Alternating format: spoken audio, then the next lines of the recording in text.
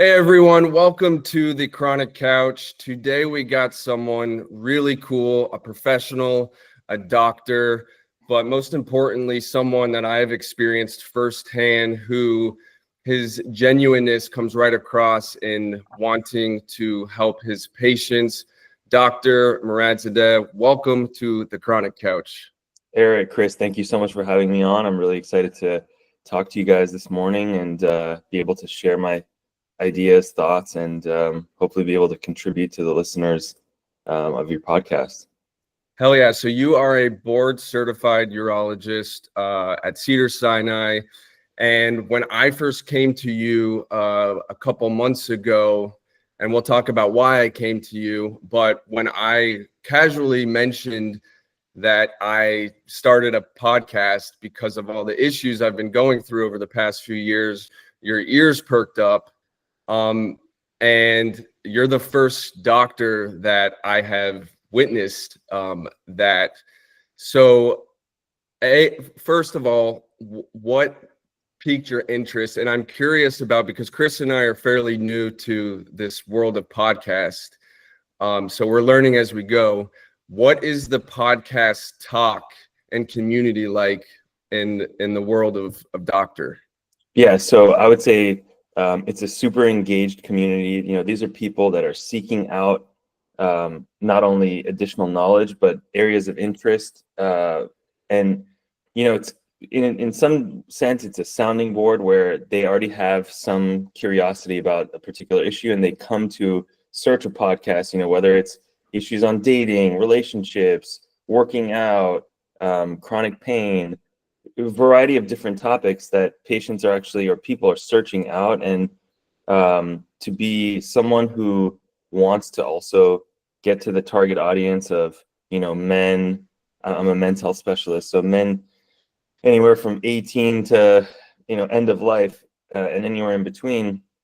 I think podcasts are a great way for me to potentially normalize a lot of issues that young men are faced with that don't know who to go to and, you know, how to even start these discussions. So I'm very passionate about men's health and being able to destigmatize a lot of the issues that young men are faced with.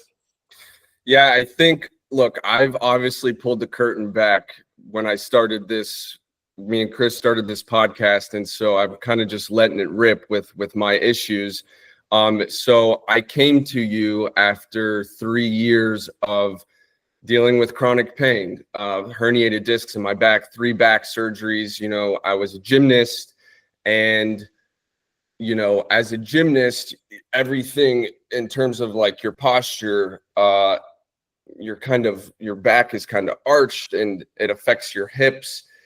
Can you kind of talk about, because I hadn't heard the term pelvic floor, maybe I've heard of it like in the past with maybe like someone who's pregnant, you hear of like pelvic floor, but can you talk about how your pelvic floor, specifically as a male, can impact your health? Yeah, absolutely. So men in particular, we store stress in the pelvic floor. So the pelvic floor is a constellation of several muscles that help support, you know, where the urethra is, where the prostate is, where the rectum is. And it's essentially basically like the basement level or essentially the pelvic floor of support for all these internal organs. So what ends up happening is men store stress in their pelvis, and storing stress in the pelvis can manifest as urinary symptoms where, you know, guys are saying, oh, I feel like I have to pee more often or more frequent, or I feel like I don't empty all the way, or I feel like I have a difficult time starting a stream, or my stream is intermittent, it starts and stops. So these are all things that can manifest as a result of increased tone or tonicity of the muscles of the pelvic floor. Now, where else does that come into play? A lot of guys that store this stress, quote unquote stress, in their pelvic floor can also have issues with erectile function. So erectile dysfunction is a manifestation of several things. So in young men, it's most commonly what's called psychogenic ED. So guys that have difficulty getting an erection because of the potential stress factors associated with the situation that they're in. So we'll definitely we'll dive into erectile dysfunction a little bit later in the podcast, but pelvic floor dysfunction can significantly impact urinary problems and erectile dysfunction, or lead to erectile dysfunction. So I see a lot of young men in my practice who have chronic pain or pain in their lower back or hip, and all this can refer or cause referred pain to different parts of their body. Like they'll come in with chronic testicular pain when in fact it's not the testicle that's causing the issue. It's a hip issue that they've had that's gone untreated, and now they're getting referred testicular pain. So pelvic floor dysfunction does encapsulate a lot of different aspects of men's health, so to speak, and overall health, but it's definitely something that more and more guys are coming in asking about and saying, hey, I think I have this problem. I read this online, or I went down this Reddit rabbit hole. What can we do to help? So there are certain exercises for pelvic floor dysfunction. I am a huge fan of pelvic floor physical therapy. There are several specific pelvic floor physical therapists that I refer to because they're fantastic, and I've had really great results with my patients. So there are things that can be done, and not everything needs to come down to a prescription, which we'll definitely get into on this podcast as well.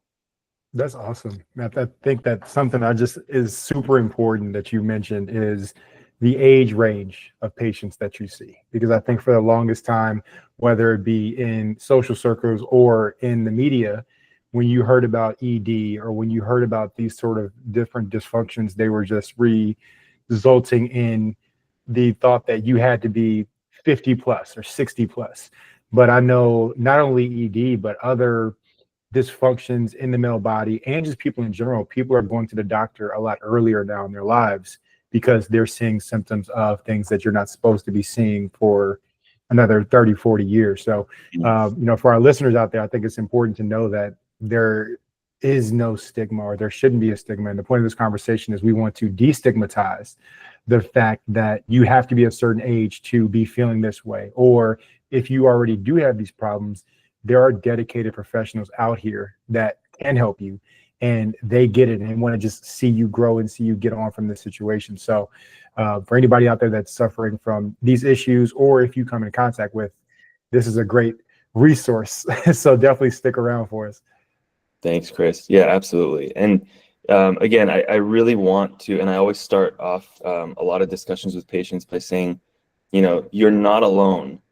You may think this is a catastrophic calamity and you're the only person in all of Los Angeles or all of California or all the United States dealing with this issue. And I want to always start by saying, I see this or things like this on a daily basis. So for me, it's really, a regular Tuesday, for example. But, for most patients that come in, they're so nervous thinking like they're the only one, or why is this happening to me? Or how is this happening to me? I'm so young. So destigmatizing a lot of men's health myths, I think, has been super helpful. Even in my practice, I'm starting to see younger guys coming in saying like, hey, this just started, or I'm having this issue. I really need to talk to someone about it. So it's definitely been helpful.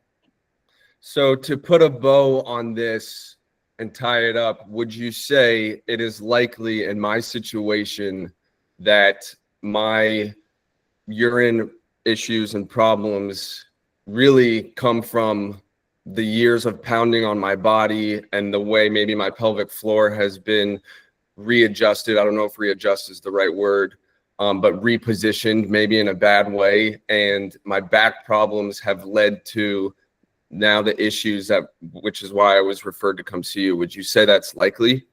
Yeah, so it's definitely likely, Eric. And what ends up happening a lot of times too, and especially in a lot of athletes, is you're working on strengthening certain muscle groups. And so what ends up happening is when you over strengthen certain muscle groups, there's like the pendulum swings sometimes the other way, where certain muscle groups get really strong, other muscle groups are maybe neglected or have to compensate but are not worked out to the extent of the other main muscle groups, and this creates an imbalance.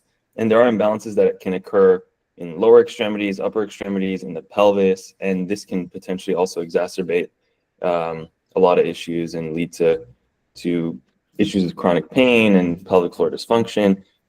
Also, having had multiple back operations, that can set you up for potential nerve issues where the nerves can potentially also overfire and be overstimulated, leading to, like, I don't want to say like phantom pains, but kind of an increase in the susceptibility of those pain receptors to pain.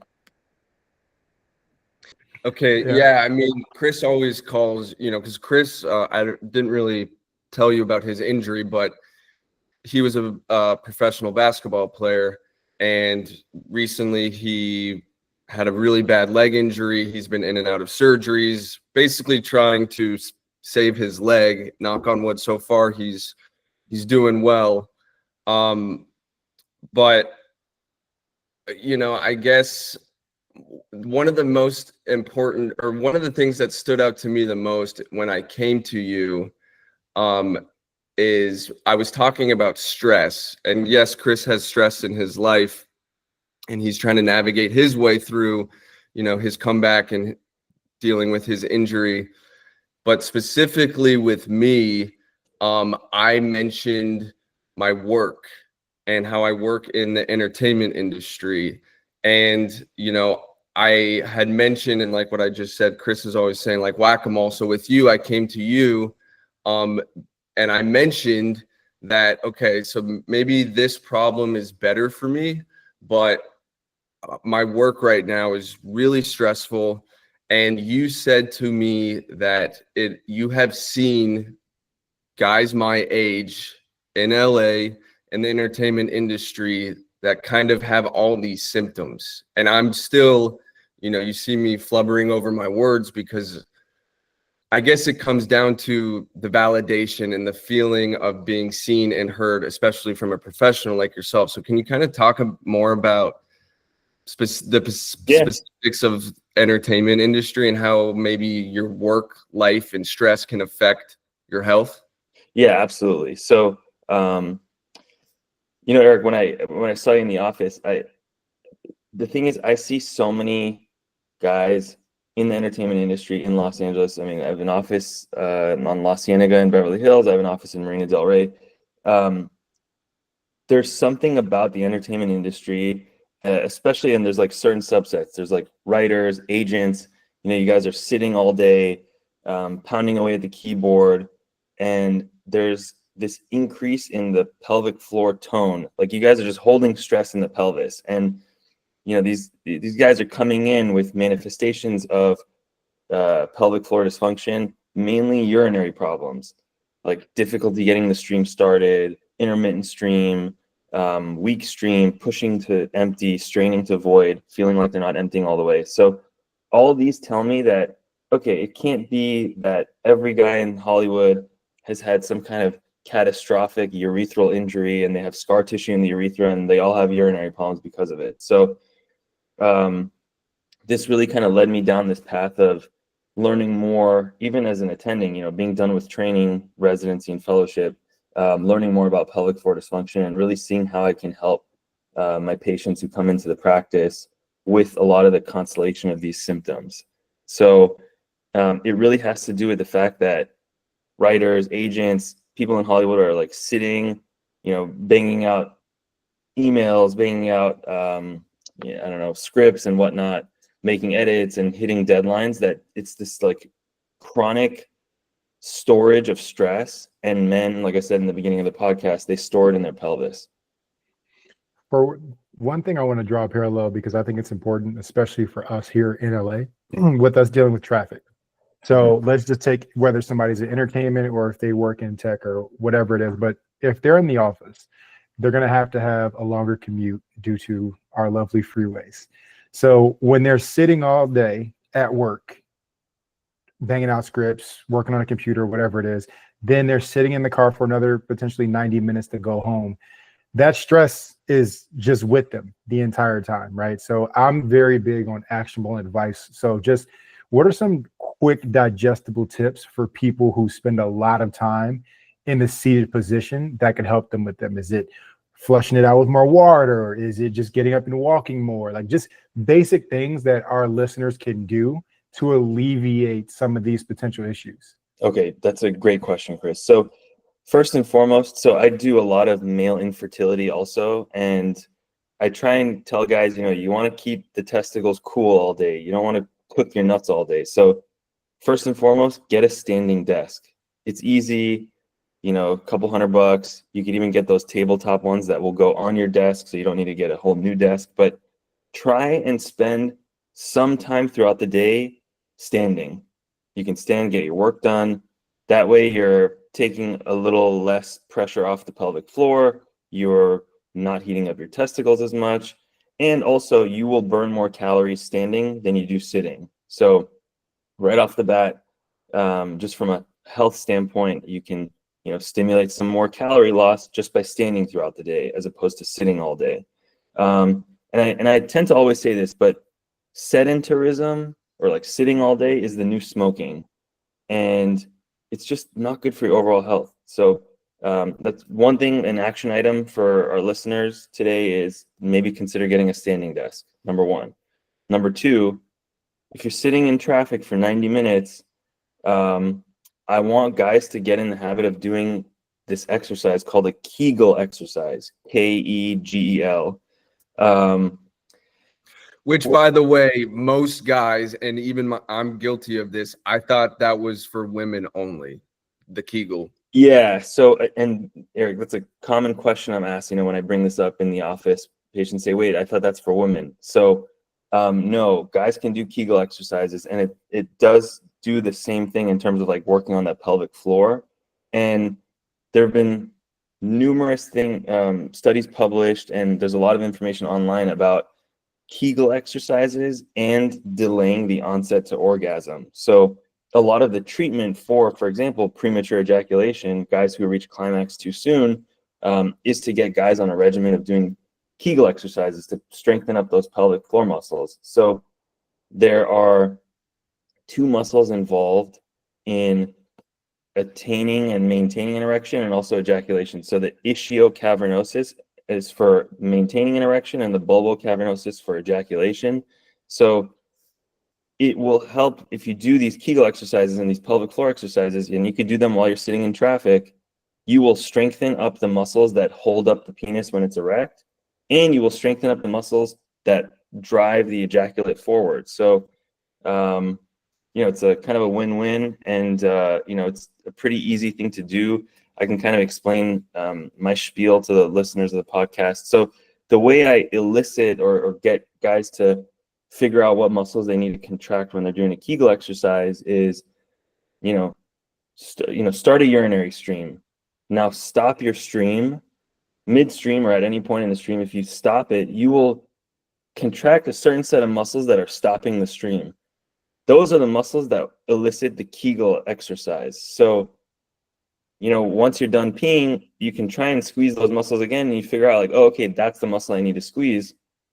So when you're just sitting in traffic, I usually say do 10 reps at a time. 1 second hold, let go, another 1 second hold, let go, and you do 10 repetitions of that a few times a day. And over time, you will strengthen up those pelvic floor muscles to then help with your urination, help with the strength of your erections, help with the action of ejaculation.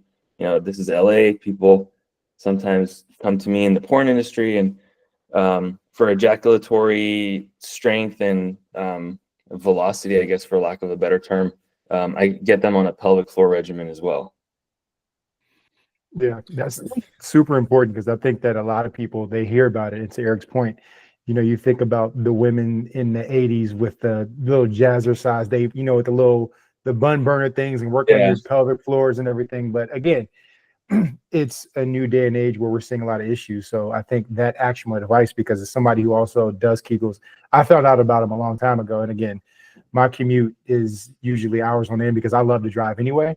So if you sit in that traffic, like you said, 10 reps, second or two hold. I mean, absolute game changer, fellas. Yeah. And it's a win-win for everybody. Yeah, for sure. Your significant others will also be happy. So it's a win-win for everybody. So you and I have kind of been collaborating together on my issues, and you tried me on a medicine. Yeah, maybe it helped a little bit, and what I thought, and then it didn't help. So then and then I called you, and I told you what's been going on, and you said, I think you're having, or it sounds like you're having pelvic floor spasms. Which totally makes sense, because maybe like 1 week I'll be pretty good, and then the next week when I'm doing like the Kegel exercise, it's extremely hard to do. So is that fair to say that? I mean, I don't know. It's just like the fact that your pelvic floor can go into spasm. It's just like it's kind of mind blowing. Is that common? And how do you avoid that happening? I mean, I know you're big on the pelvic floor PT, and I'm starting in the next few weeks. Is that something that hopefully can be addressed quickly? And also, you mentioned the standing, and someone who's in my head all day, every day about, because I do have a standing desk at work. Granted, I have a decent long commute there to and from work. But when I'm standing, I'm always like, okay, are my hips turned under? Should they be, positioned outwards? I guess I'm just trying my hardest not to inflict more damage.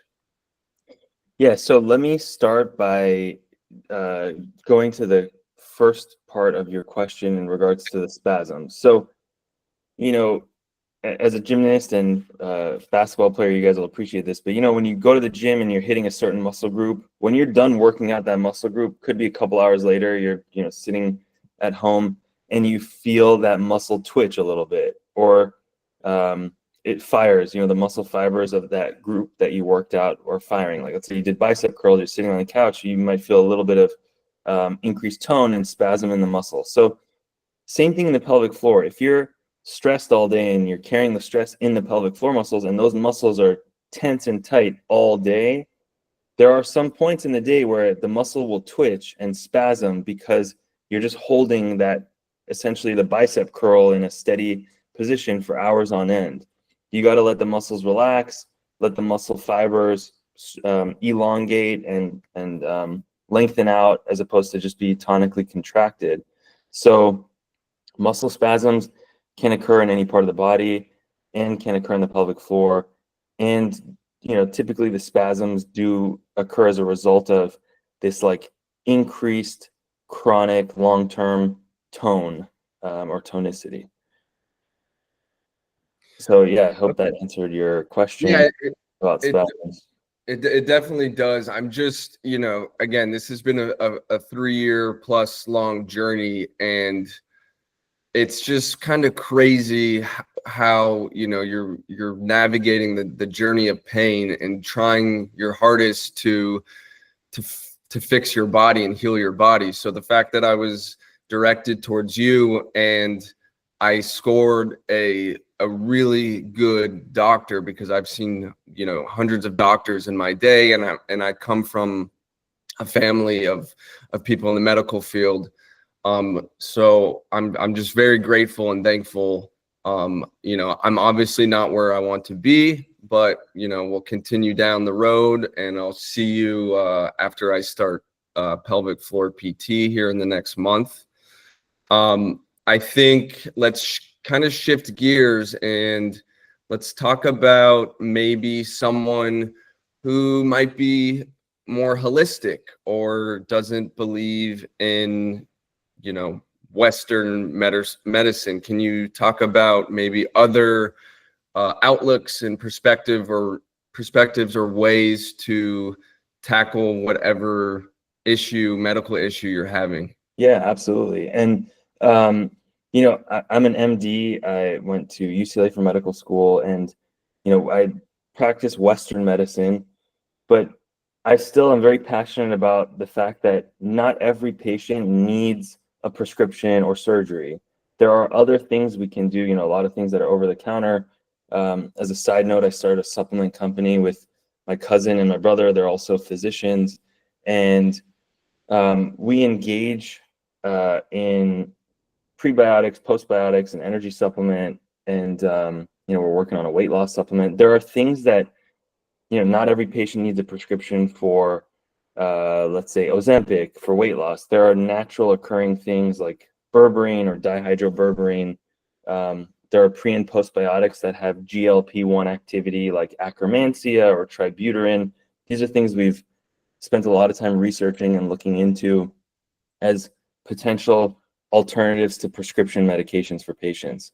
Now, in regards to other things that can be done, I do believe acupuncture works. So I have sent patients who have issues with fertility to acupuncture for impairments in their sperm quality or ejaculate volume. There are things you can do from an acupuncture standpoint. Supplements, I'm a huge proponent of supplements. Just even though I have a supplement company, irrespective of that, I still would say I'm a huge proponent of supplements. There are fertility supplements, and there are a few companies that I like in particular, like WeNatal. I recommend a lot of my patients to take their supplements. It helps to improve the quality of the sperm. And so by taking things like CoQ10, selenium, these are all natural antioxidants that improve the quality of the sperm and will potentially improve the odds of success for fertility. So it's not a prescription. I'm not telling them they need surgery most of the time, although there are some times for fertility, which we'll talk about, where guys need surgery. But there are so many things you can do for your health that don't involve a prescription or an operation. I think this could potentially be a good time to segue into talking about fertility, because I'm a men's health and male infertility specialist. So the most common anatomic cause for infertility in men is something called a varicocele, varicocele. So I'm sure most of the listeners know what varicose veins are. A lot of people get these unsightly veins on their legs. It's because every vein in your body has a valve. And as we get older, sometimes those valves become a little leaky, so there's a little bit of space between them.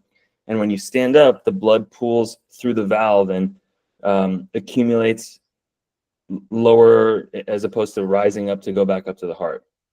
And when you have varicose veins around the testicle, those are called varicoceles.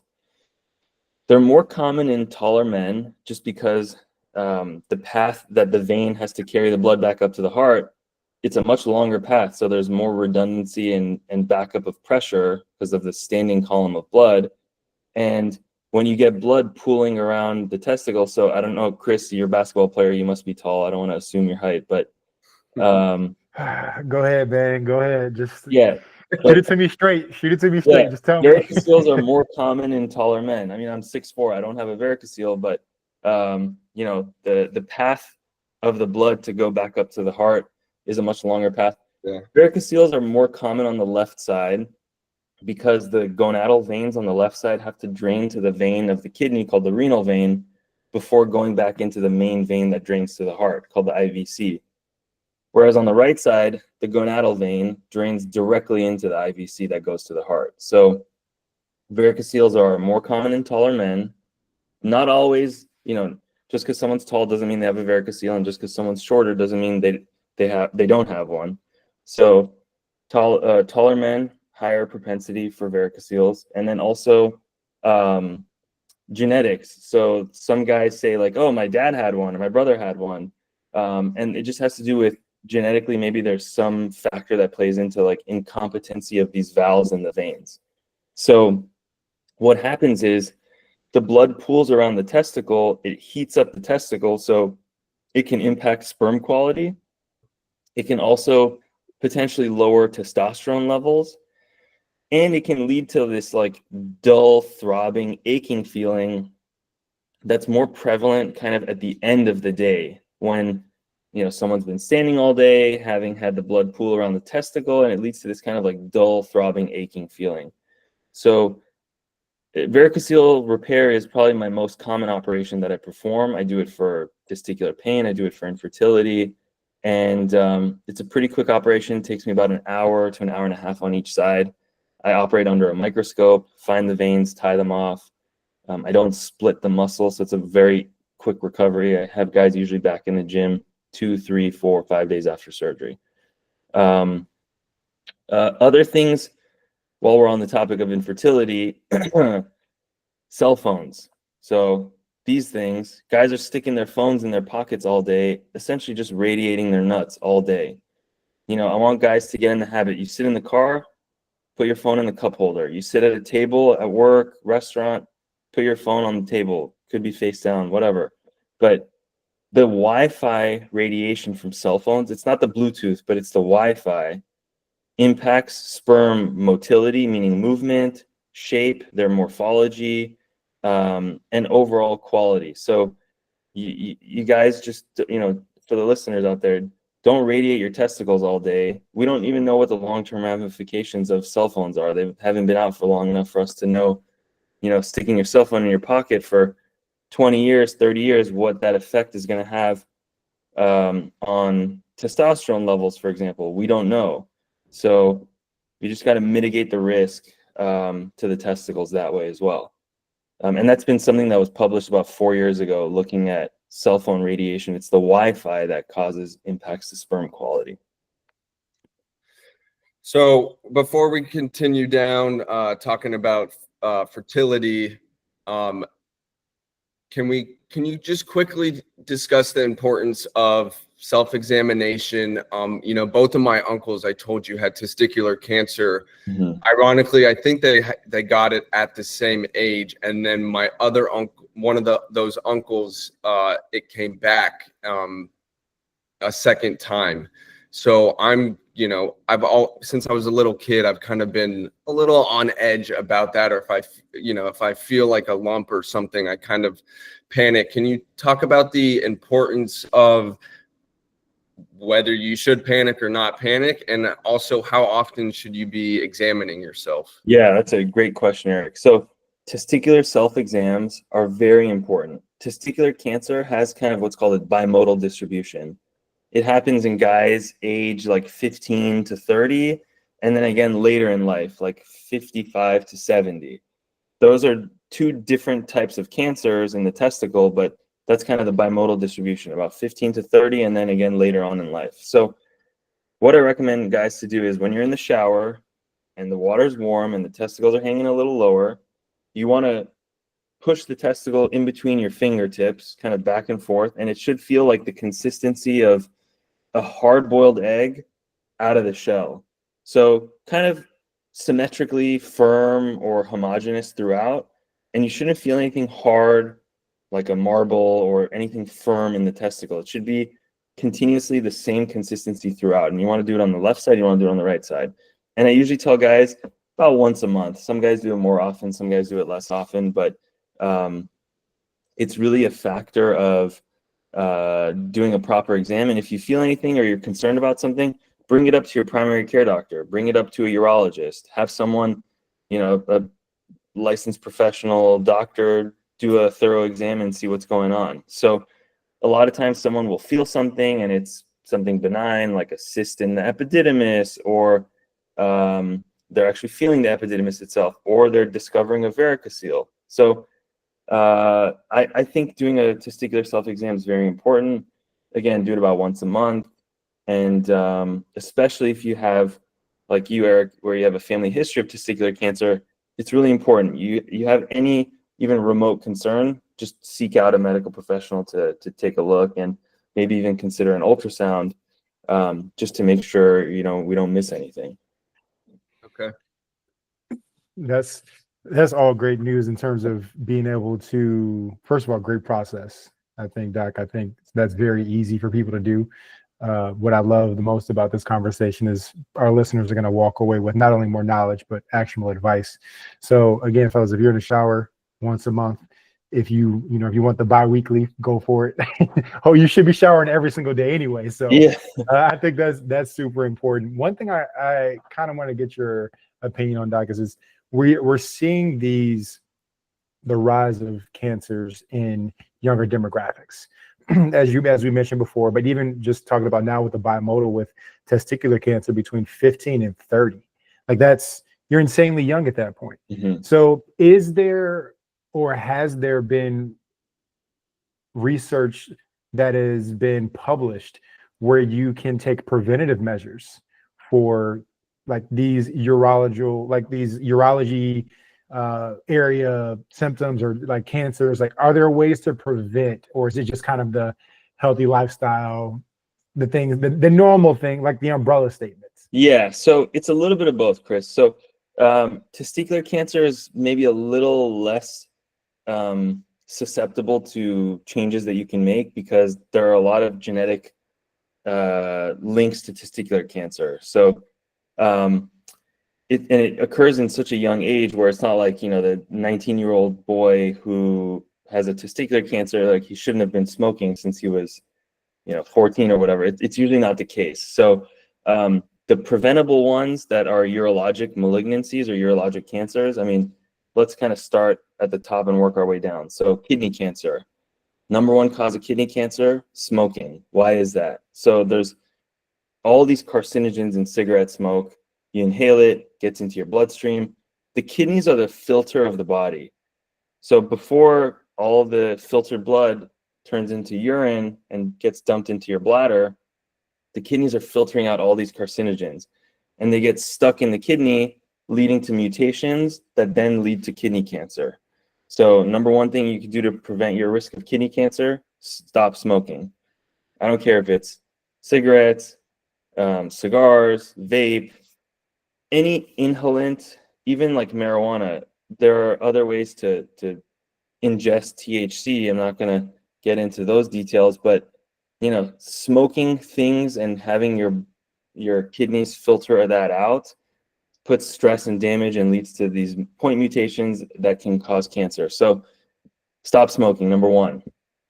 So other things like environmental exposures, I mean, working in factories around like solvents, dyes, things like that, those inhalants can also potentially lead to kidney and bladder cancer. So going kind of down the urinary tract from the kidneys down to the bladder, when the kidneys are filtering out all of these carcinogens and toxins from the cigarette smoke, it's dumping the rest of it in the urine. And the way bladder cancer occurs is about 17 point mutations at the cell surface of the cells that are lining your bladder. And over time, the carcinogens and these toxins are having contact time with the urine, contacting the cells of the lining of the bladder. This leads to these mutations that then go on to become bladder cancer. So chemicals, solvents, dyes, radiation. I mean, sometimes some people, their jobs, require them to be around certain chemicals and things like that. But just obviously mitigate your risk. And then also smoking is the number one cause of bladder cancer. So there's kind of a common thread, don't smoke, in this discussion. But so working our way down. So prostate cancer, there is a genetic component. It's usually what's referred to as a first-degree relative. So if you had a dad or a brother that had prostate cancer, you are at increased risk.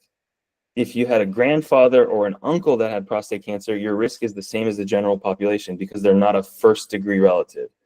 So to have an increased risk for prostate cancer, it's if your dad had it or you have a brother that had it.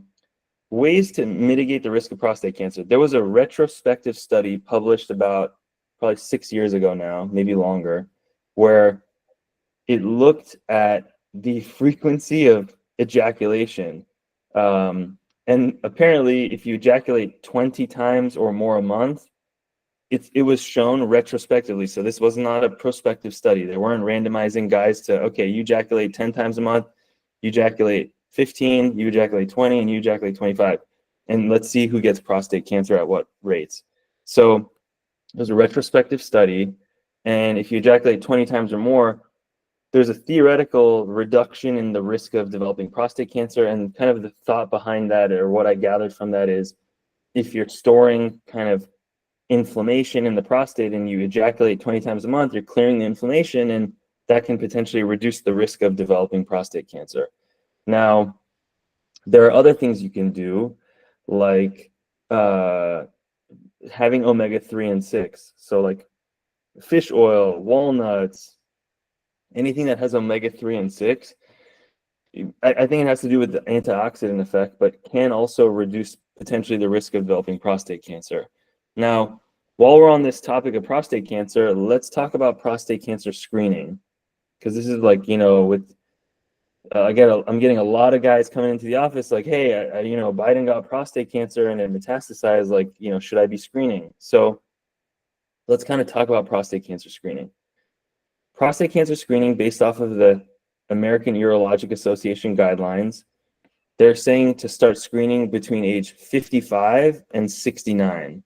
Most urologists start screening earlier and continue screening till later in life. So I start around age 50 and I'll screen to about age 75. The reason why we don't screen beyond age 75 is because by age 80, about 80% of men have prostate cancer by age 80. There's a lot of different grades of prostate cancer. Most men will eventually get some form of prostate cancer by age 80 and beyond. But the reason we don't operate on a bunch of 80-year-olds and remove their prostates is because most older men die with prostate cancer, not from prostate cancer. So if you did an autopsy on, let's say, a bunch of 90-year-old men, most of them are going to have prostate cancer. Is that why they died? No. So they died with prostate cancer, not from prostate cancer. That's generally speaking why we stop screening later on in life for men. So now let's go back to starting screening at age 50. If you have a first-degree relative or you're African American, because African American men have a higher risk of developing prostate cancer. Yeah, I see, Chris, you're laughing. It's true. I'm not laughing. You're I'm just smiling. like, damn, I'm tall, I'm black. Like, damn, you dealing me bogus here, doc. Yeah, I know. It's just the nature of the beast. But so for my African American patients, I always say, look, let's start screening earlier. So definitely by age 50, we got to start screening. But sometimes even if they have a family history, like their dad had prostate cancer, start screening at age 45. So what is screening for prostate cancer? So there's two things you got to do. Number one, it's a blood test. So the PSA, the blood test, is called prostate specific antigen. It's a screening tool for prostate cancer. So the higher the number, the worse the potential risk of prostate cancer. So you want your PSA, generally speaking, to be under 4. So under 4.0.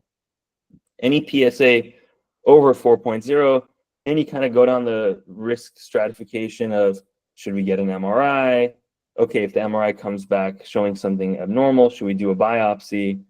So that's kind of one discussion to have. The second part of screening for prostate cancer, digital rectal exam. There's nothing digital about it. It's your doctor's digit going into the rectum and feeling the surface of the prostate. And what we're feeling for is, we're feeling for any like hard nodules or masses in the prostate that could be prostate cancer. So prostate cancer screening involves two things, the blood test and the digital rectal exam. And that kind of gives us maybe an overarching view of the potential risk someone might have. I've definitely felt a few times a nodule on the guy's prostate, sent them for an MRI, then sent them for a biopsy. Lo and behold, he had prostate cancer. So these screening tools, the vast majority of the time, when you look at something that's a good screening test, most of the time there's no abnormality. And that's the beauty of a screening test. You're screening hundreds, thousands, millions of patients to find those few that end up having it. So same thing with colonoscopies. It's so important to, and I'm not a gastroenterologist, so you got to definitely talk to your primary and talk to your GI doctor, but like, guys, don't delay getting a colonoscopy. To Chris's point earlier in our discussion about people developing cancers earlier on in life, there are 36-year-olds, 41-year-olds getting colon cancer. Is it from the microplastics in the environment? Is it from eating too much meat? I'm not a GI specialist, so I can't speak on this, but definitely do your screening tests. Those colonoscopies save lives. You heard it here first, guys, from the doctor. It's all very informative, and I know our listeners will appreciate it. I mean, I'm soaking all this up to myself. And to kind of go back to fertility, real quick, Chris and I both being in our early 30s, and myself being a product of IVF. And I want to say my dad was the problem of why my parents did IVF to have me. Can you quickly tell us when guys like myself and Chris should seek out a urologist or a fertility doctor if they're interested in wanting kids? Is it too soon? Are you too young? It's kind of, the great question, Eric. You're never really too young, or it's never really too soon in the discussion of procreation or conception. So typically the definition of infertility is inability to achieve pregnancy after a year of trying to conceive. And that year doesn't necessarily need to be a year of, okay, we have sex every time my partner is ovulating or something to that effect. It could be just, you've been trying for a year, irrespective of the timing of the process, but trying for 1 year. So I usually tell guys, look, if you're going down the pathway of trying to have a kid, it's not a bad idea to just see a urologist, get a baseline semen analysis. The semen analysis tells us a lot about what's going on, and it's kind of like a marker of health in some ways. So if I see round cells in a semen analysis, that's a marker of inflammation or infection. So does this patient have like a chronic smoldering prostatitis or an infection in their prostate that they're unaware of? So definitely getting the semen analysis kind of gives you this like window into potentially other health factors and other things that we can talk about too, like in regards to semen analysis. I had a guy, 32, him and his wife were trying to have a kid for about 6 months. They were unsuccessful. Then he came to see me. I got a semen analysis.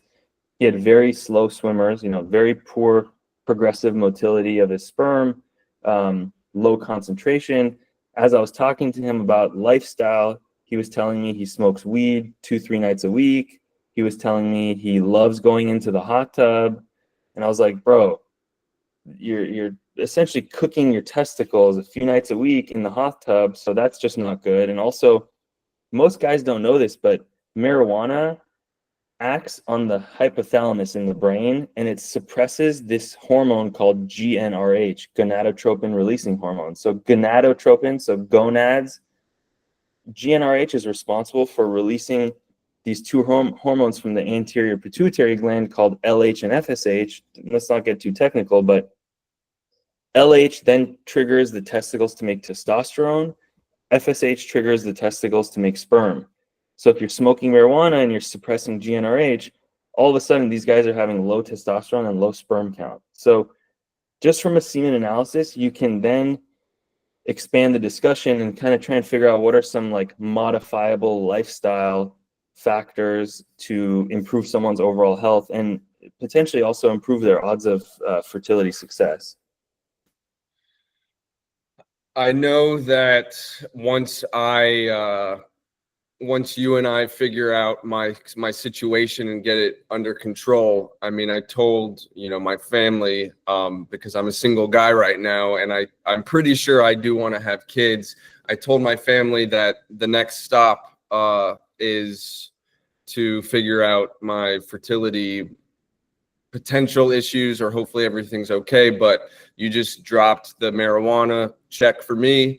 You also mentioned hot water, another check for me, because I pretty much live in a hot Epsom salt bath because I'm trying to subside my inflammation in my body. So, and again, I mentioned my dad having fertility issues.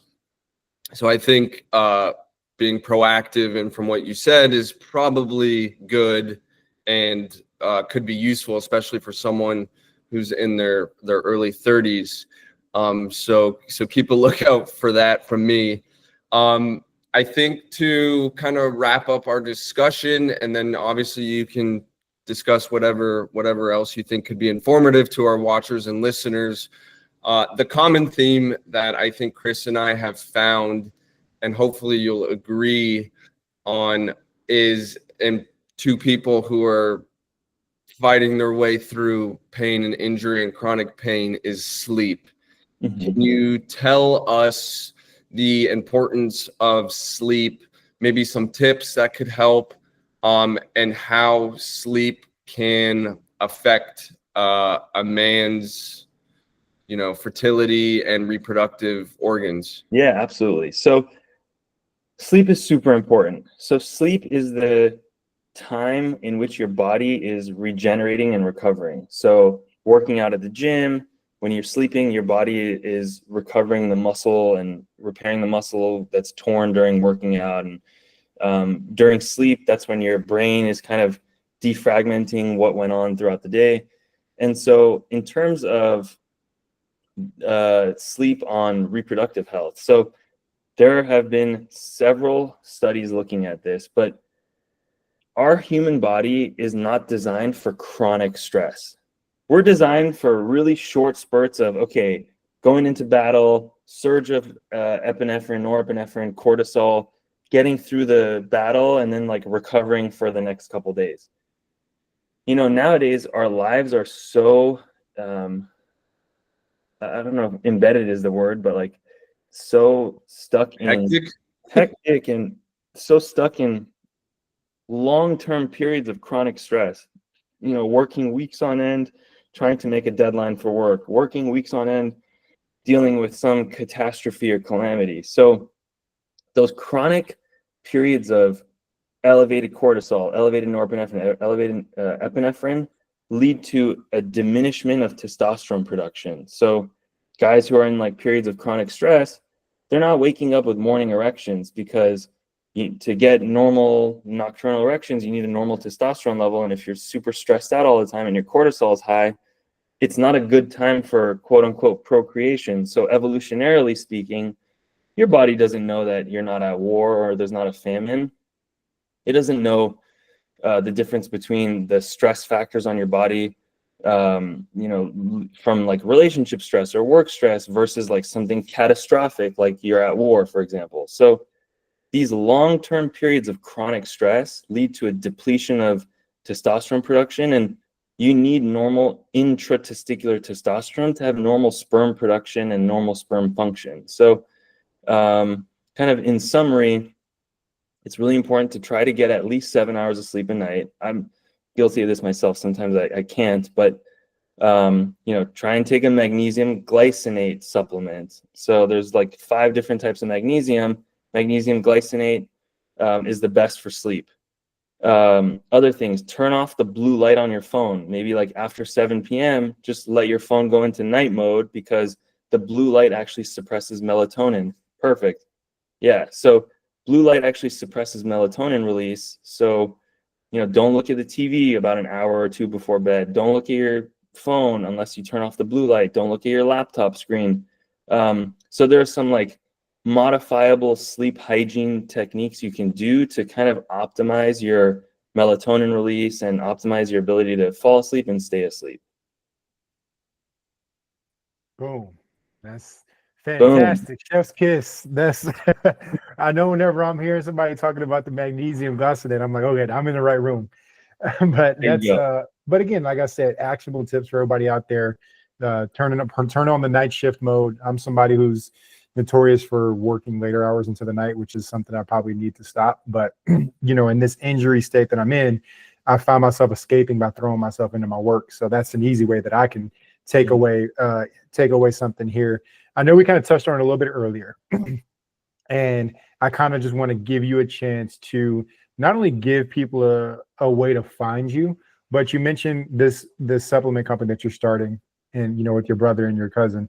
And I kind of want people to just know what that is, because as somebody who, as I mentioned before, believes the human balance of tranquility physiologically is Western and Eastern medicine, and somebody who has a Chinese practitioner who I want to introduce you to, by the way.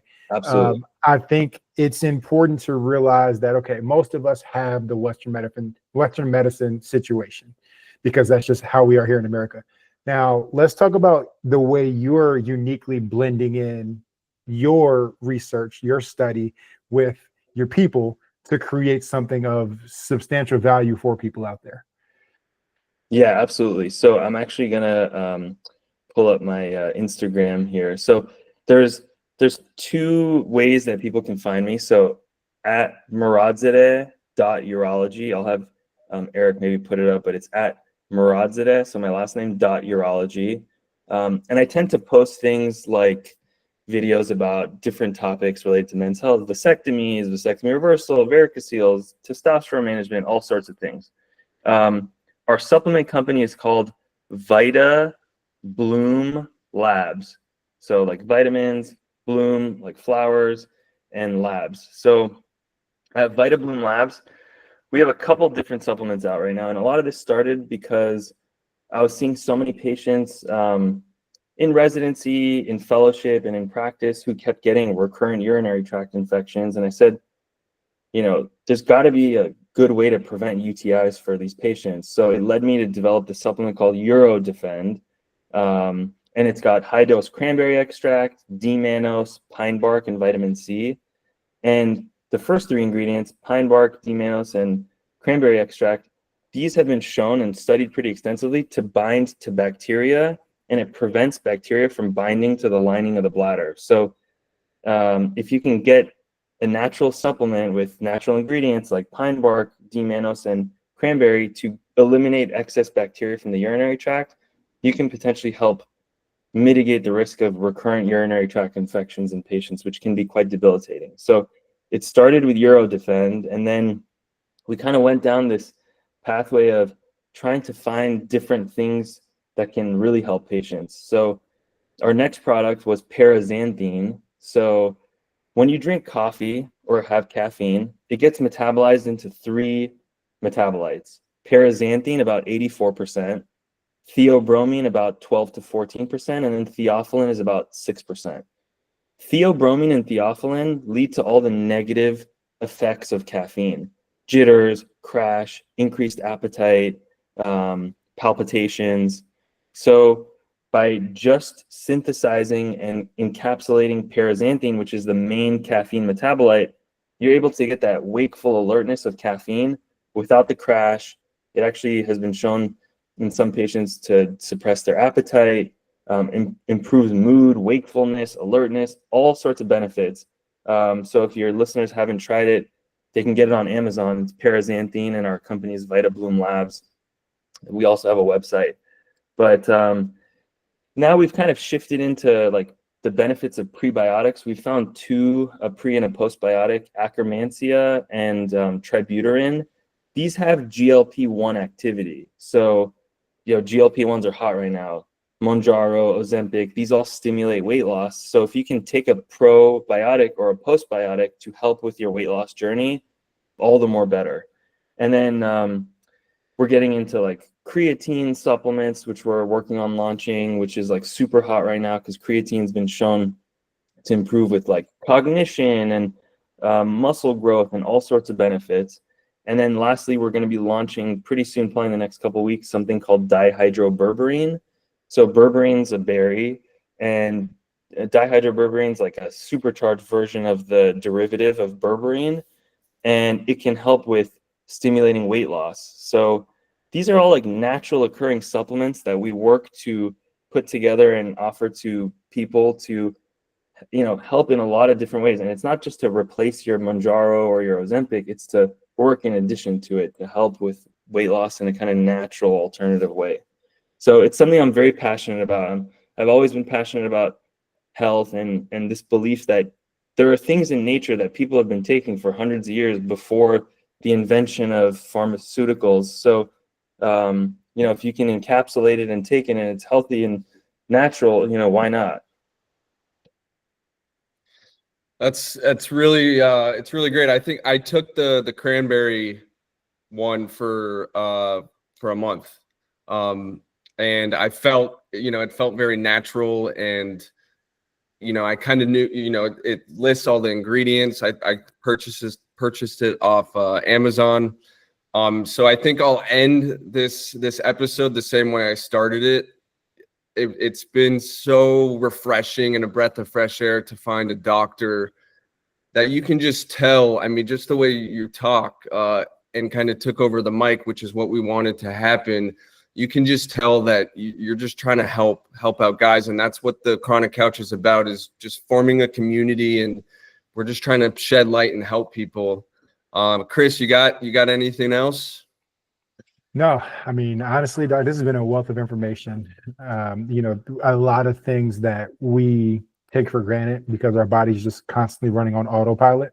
Mhm. It's so important to hear these things, because I think one of the things we've discussed a couple of times today is just the rise in these cancers or other health problems younger in the younger demographic, excuse me, have been just so devastating to hear, but people really don't have actionable ways to go about it, right? So whenever I hear a study, I'm like, well, damn, but there's never here's a preventative way, or here's some sort of treatment that's natural so you don't have to go under the knife. It's just been so enlightening to hear. And I think what's been really exciting for me to personally hear, I mean, Eric mentioned the situation with his dad, but like my dad is one of those people who's super old school, who hates going to the doctor. So, he does not want to have surgery. He doesn't want to do these things. So for him to hear some of these things where there's natural remedies that you could be taking that could potentially help some issues or some inflammation, this is going to be huge for him to hear, because he listens to every single one of these. So Nice. Okay. he'd be the one pressing buttons on Instagram. So if you get a random account from a Tank Eversley, just know that that's him. Perfect. Well, this was great. I really am grateful for the opportunity to come speak with you guys today, and hopefully I'll be able to come back on the podcast for a future episode. I'm always love that. Always excited for these opportunities, and grateful for your time. Oh, no, of course. Thank you. And I think this is the next one of these we want to do is definitely in person. I mean, we're all here in LA. So once Eric and I kind of figured out the third or fourth microphone addition to our podcast, and we want to start doing some in-person one with our guests too. So I'm definitely subscribing to that. But yeah, I mean, as usual, thank you for the information in terms of where to find you, how to find you. It's going to be very incredible for our listeners to hear this episode. And again, I just want to thank you for your time. It's a Saturday morning. Pleasure. We're recording this, so you My could be pleasure. doing anything right now. So we appreciate you. Of course. Take care, you guys. Thanks again. Thank you, Doc.